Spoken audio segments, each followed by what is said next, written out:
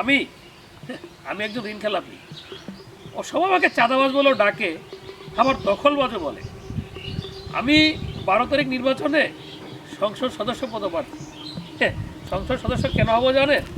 কারণ এই ঋণগুলো যেন না দিতে হয়, চাঁদা যেন আর বেশি বেশি করে উঠাতে পারি, সেজন্য।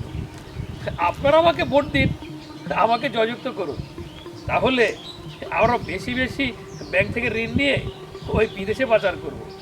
কারণ আপনারা জেনে শুনেই আমাকে ভোট দিচ্ছেন, আমাকে সংসদে পাঠাচ্ছেন।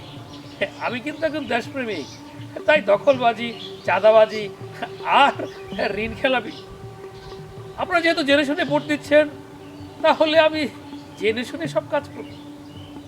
ধন্যবাদ।